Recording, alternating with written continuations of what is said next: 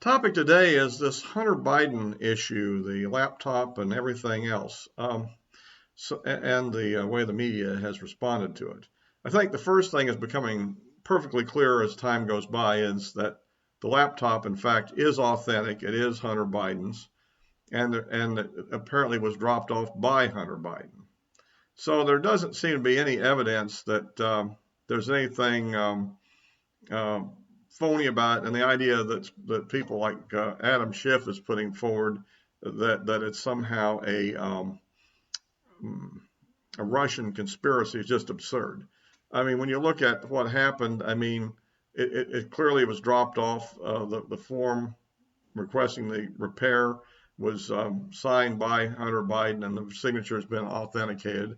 The owner, when he looked into it, has saw a variety of suspicious things in there, apparently of some explicit videos, as well as all this emails about the dealings about China and so forth, and I guess Ukraine. So the owner turned it over to the FBI, who took it, and it's proven that they did receive it, and they had it, in fact, during the impeachment trial, which shows, again, we're looking at a deep state issue, because why was this information not brought forward at that time?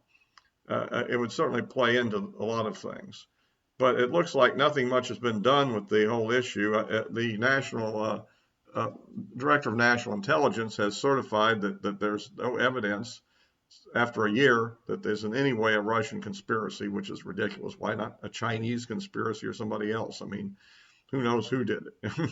So that aspect of it, I think, is completely bogus. And yet what we have here is an attempt by the left-wing Democrat media to black it out. We really have an environment in this country which is quite dangerous. And that is the fact that we obviously are having an alignment with most of the major media corporations with a political party. And so effectively what we're evolving into is what would be formally referred to as a potential fascist state if the Democrats win full control of the government. And now I'm using the textbook definition of fascist, not anything else, meaning a situation where you have important, powerful corporations in league with a political party to establish dominant control of a country. Not necessarily, I mean, it doesn't have to involve any kind of ethnic prejudices or any other kind of activities like the Nazis and the Italian fascists did at all. It just has to be that configuration, and that means a lack of freedom for all of us. So this is quite a serious issue, and I hope it should be understood as more than just a peccadillo. As far as Vice President Biden himself is concerned, it's clearly obvious that he was profiting off of his office through his relatives. And apparently money was being reserved for him when he was out of office or whatever that was acquired, through these dealings, which are pretty substantial business dealings for somebody who obviously, as Hunter Biden, who had no skill to do this on his own. It clearly is a position thing. And what's more interesting, though, is the fact that the media is deliberately operating for the most part. Now, there is an alternative media at the present time. Of course, you have Fox News, OAN, Newsmax. You have talk radio, which isn't exactly news. You have a lot of local talk shows.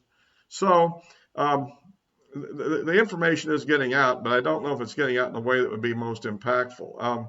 We have the attempt to suppress it on Twitter and Facebook, and in fact, this video is one of my attempts to work around that. I've done some tweets, and I think I'm such a lowly followed individual that nobody has really bothered to censor me yet. So we'll see what happens. Fortunately for me, this is not really part of any attempt on my part to make a living or something. So whatever happens, happens. But this is a real scandal at this point, and the fact that Joe Biden will not answer the question. But it's most important is that the Biden campaign has not denied the authenticity of this laptop and the material on it. And all they've said in their defense is that the meeting allegedly occurred between him, that is the Vice President Biden, and a Burisma official was not on his official itinerary. Well, if you're going to do something that's improper, do you put it on your official itinerary? I don't think you do unless you're stupid. Of course, I do remember a case where a corporate executive once had an illicit meeting and sent emails out to a bunch of people saying that he was trying to have this meeting, and of course that led to him only getting a 3-month prison sentence. But so two people do stupid things, but hopefully Biden is at least was sharp enough not to do that to himself. So at any rate, so I think it is a real scandal, and what's most troubling, in my opinion, is this correlation between a political party and a set of the major media companies in the country.